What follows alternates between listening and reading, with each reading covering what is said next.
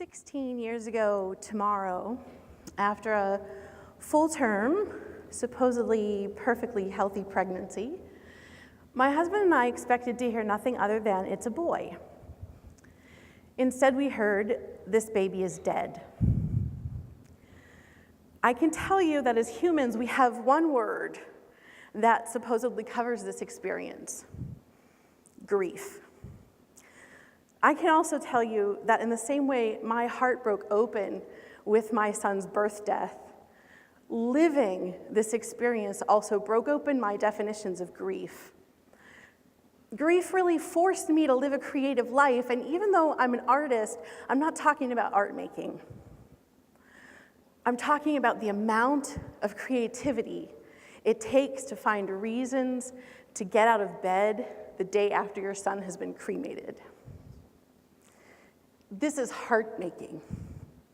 This is taking that broken, open heart, those shattered pieces, and reshaping a life full on in the face of grief. So my son's death was the catalyst to grief, yes, but so many other things broke, and I'll give you a few examples of this grief experience. I had a C-section with his birth, so I was out of it on pain meds for a few days. When I finally came around, I asked the social worker to bring his body to me. This was it, physically, my moment to make memories with him. This was it. And she said, "You signed the release paperwork a couple of days ago. No, you can't have him."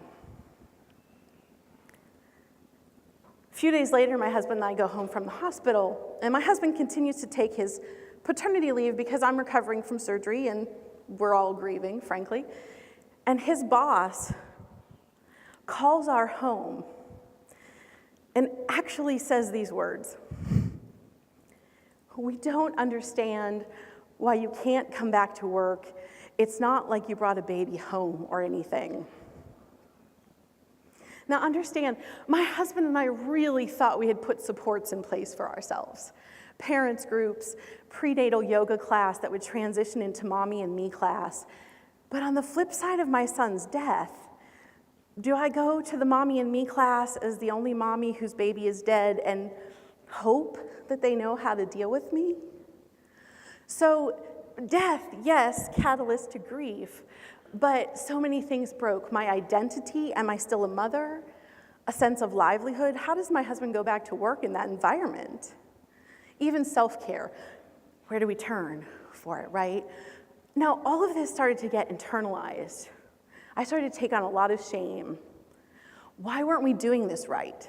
Why wasn't our family healing? What was wrong with us? Here's the thing that I've learned.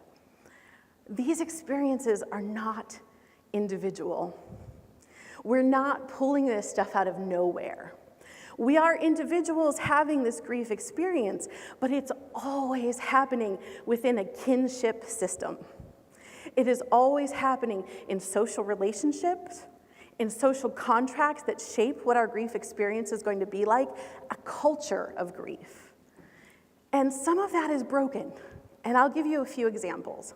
The DSM, closure, and professional detachment. Now, the DSM is a diagnostic manual used in mental health services that says if you're still affected by grief 2 weeks after the date of the death of your loved one, you can be diagnosed with major depressive disorder and put on medication. 2 weeks.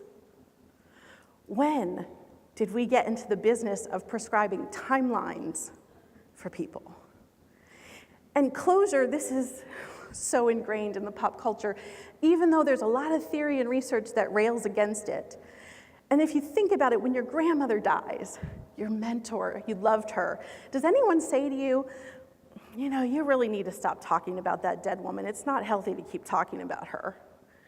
Well, if we're not doing that there, why are we telling families where a baby has died, "You really need to stop talking about that. It's not healthy for your other living children"?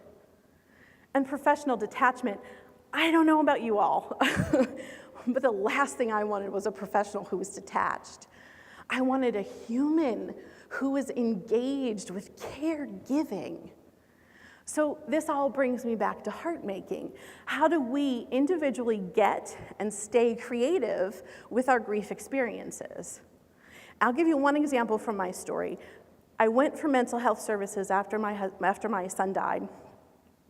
And one of the models I engaged with was the hero's journey. Now, really very basic, simplified fairy tale. There's a hero, he goes on a journey, he slays a dragon, he gets a reward, right? We all know this. I'm the hero. I'm on my journey, and I see the dragon coming, and he's grief. I cannot tell you how every cell in my body rejected this idea of enacting more trauma and violence to slay the dragon so I could find closure and be healthy again. This did not add up for me at all. I saw the grief dragon coming, and I wondered, if I put on music, will he dance? Does he wear dance shoes? If I take him to tea, will he wear a hat? Does he get lemon curd with his scones? Can you see? This is a completely different conversation with grief. This is a creative, ongoing conversation with grief. So this is my story. Your grief circumstances, of course, will be different, but we can talk in the salon about how do you creatively enter your story to start reshaping your individual experiences that then reshape your social relationships and contracts with other people. And ultimately, hopefully, will reshape the culture of grief so that we can hold the real diversity of grief experiences that we have as humans. Thank you.